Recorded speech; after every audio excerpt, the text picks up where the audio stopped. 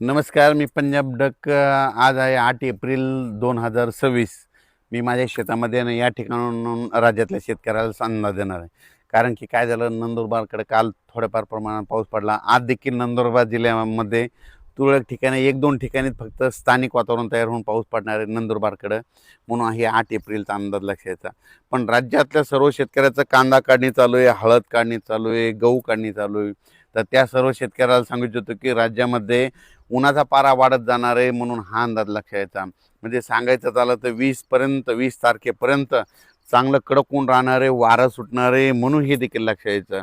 मग राज्यात काही पावसाचं वातावरण आहे का? तर मग तुम्हाला एक सांगू इच्छितो की राज्यामध्ये 17, 18, 19 या दरम्यान काय होणार आहे, थोडं कोकणाकडं म्हणजे कोकणपट्टीकडं म्हणजे सातारा, कुडाळ, सातारा, त्याच्यानंतर पुणे जिल्हा, भोर, महाबळेश्वर, तसंच इकडं नाशिक इगतपुरीपर्यंत काय होणार आहे, 17, 18, 19, 20च्या दरम्यान त्या पट्ट्यामध्ये थोडं पावसाचं वातावरण तयार होणार आहे.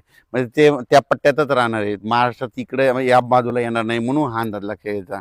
मग राज्यात सांगायचं झालं तर तिकडं पाऊस पडत असल्यामुळे त्या टायमाला काय होईल, महाराष्ट्रात 18, 19, 20च्या दरम्यान थोडं ढगाळ वातावरण राहणार आहे, म्हणून हे अंदाज शेतकऱ्यांना लक्षात घ्यायचा. म्हणजे असा खूप काही मोठा पाऊस नाही, म्हणून त्याच्यामुळे काही चिंता करायची गरज नाही. फक्त राज्यातले सर्व शेतकरी 20 तारखेपर्यंत चांगलं कडाक्याचं ऊन राहणार आहे, म्हणून हा अंदाज सर्व शेतकऱ्यांनी लक्षात घ्यायचा. राज्यातल्या पूर्व विदर्भ म्हणजे पूर्व विदर्भामध्ये वर्धा जिल्हा झालं, नागपूर जिल्हा झालं, भंडारा जिल्हा झालं, चंद्रपूर, यवतमाळ, त्याच्यानंतर अकोला, वाशिम, त्याच्यानंतर इकडं बुलढाणा, अमरावती, या जिल्ह्यातल्या शेतकऱ्याला सांगू इच्छितो की सध्या तरी तुमच्याकडं पावसाचं वातावरण नाही, म्हणून हा अंदाज लक्षात. चांगली उन्हाची तीव्रता वाढत जाणार आहे. 42, 43, 44 अंशापर्यंत उन्हाचा पारा वाढत जाणार आहे, म्हणून हा अंदाज विदर्भातल्या 6, 5, 11 जिल्ह्यातल्या शेतकऱ्यांनी लक्षायचा. त्याच्यानंतर आपण मराठवाड्याकडे वळू. मराठवाड्याकडे नांदेड जिल्हा झालं, हिंगोली जिल्हा झालं, परभणी जिल्हा झालं, जालना जिल्हा झालं, संभाजीनगर, बीड जिल्हा झालं, धाराशिव जिल्हा, लातूर जिल्हा, ह्या मराठवाड्यातल्या सर्व शेतकऱ्याला सांगू इच्छितो की तुमचा हळद असेल, कांदा असेल, काढायला सुरुवात करा. कारण की सध्या तरी पाऊस 20 तारखेपर्यंत कसलं वातावरण नाही, फक्त 18, 19च्या दरम्यान थोडं ढगाळ वातावरण राहणार आहे, म्हणून हे तेवढंच अंदाज त्यांनी लक्षात घ्यायचा.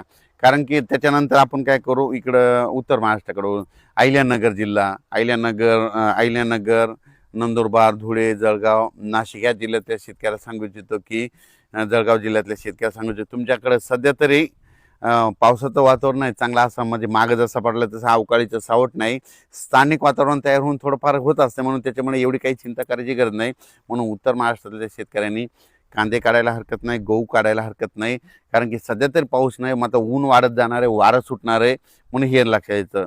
त्याच्यानंतर कोकणपट्टीकडं शेतकऱ्याचे काय झालं नेमकं, तिकडं आंबे चालू आहेत. तर तिकडल्याला सांगू इच्छितो की म्हणजे इकडं मावळ, पुणेच्या म्हणजे पश्चिमेला, पुणे जिल्ह्यापासून पश्चिमेला इकडं जुन्नर तालुका त्या पट्ट्यातल्या, त्याच्यानंतर इकडं सातारा, महाबळेश्वर त्या पट्ट्यामध्ये मात्र 18, 19, 20, 21च्या दरम्यान मात्र तिकडं पावसाचं वातावरण राहणार आहे.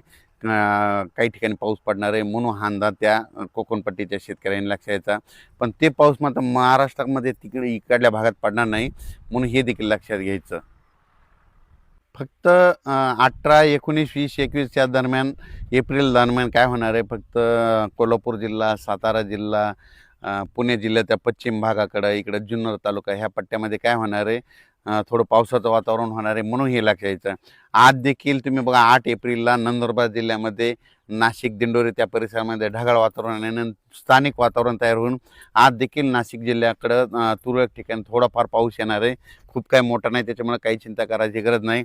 तसंच तेलंगणा, कर्नाटक, इकडं छत्तीसगड, मध्य प्रदेश त्या बाजूच्या लगतच्या शेतकऱ्याला सांगू इच्छितो की सध्या 20 तारखेपर्यंत हवामान कोरडं राहणार आहे, म्हणून हा अंदाज लक्षात घ्यायचा. आणि तुम्हाला एक सांगू इच्छितो, आता आज आहे 8 एप्रिल 2026. तर पाहू शकता की हे आपलं सगळं शेतीचे कामे करून ठेवले. जरी उद्या पाऊस काळ सुरू झाला तर पेरणीची तयारी करून ठेवली, म्हणून असं शेती तयार करून ठेवायला संपूर्ण आमचं नांगरट झाली, पाळ्या देखील झाल्या आणि हे सगळं शेत दुरुस्त करून ठेवलं. पाहू शकता थेट तिथपर्यंत कडीपर्यंत पाहू शकता.